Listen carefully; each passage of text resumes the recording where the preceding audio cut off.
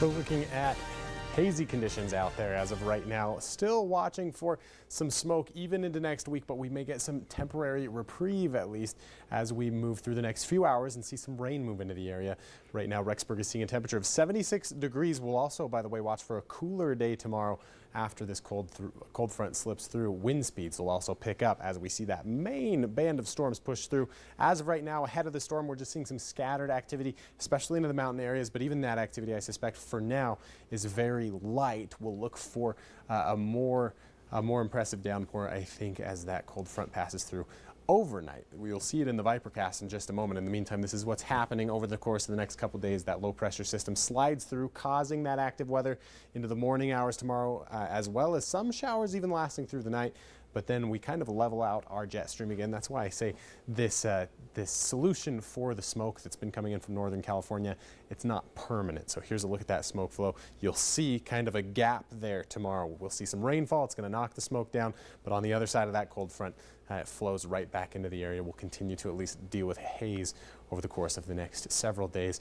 And we're even looking at a fire watch into our area, a red flag warning, in fact, as we could see some lightning along with this. So hopefully we can prevent any fires from happening. We'll see what happens though as we push through the next couple days. Highs tomorrow, like I said, a bit cooler, just topping out at 71 in the Ladd with 60s widespread as highs through southeast Idaho, looking for low 60s into Jackson, as well as most of western Wyoming there, even just 50s as highs for the national park.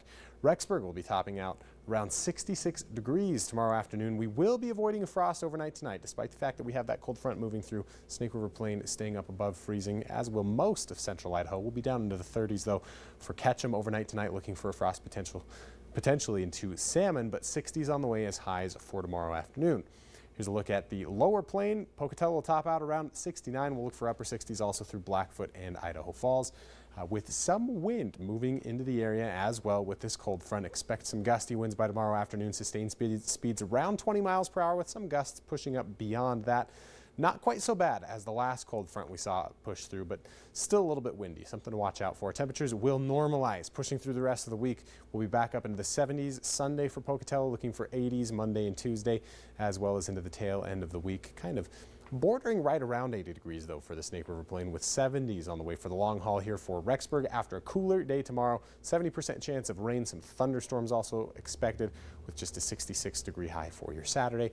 Blackfoot will look at 60s also Saturday, Sunday before we start to warm back up. We will look for an 80 degree day or two moving into that the end of the 8-day forecast here. Into Salmon, we'll watch for some 70s on the way for most of the week after a cooler day tomorrow. Rain happening tomorrow though, some thunderstorms also likely for the mountain areas. Jackson will see a few more chances for some scattered shower activity pushing through the week, but for the most part we clear out over the course of the day tomorrow. We'll watch for 60s in Jackson. Saturday, Sunday, we'll look for warmer temperatures on the way, but do notice into western Wyoming, it's going to be getting a little bit cooler at night. We're going to start to hit those freezing numbers pretty regularly, even as we see some warmer days towards the midweek next week.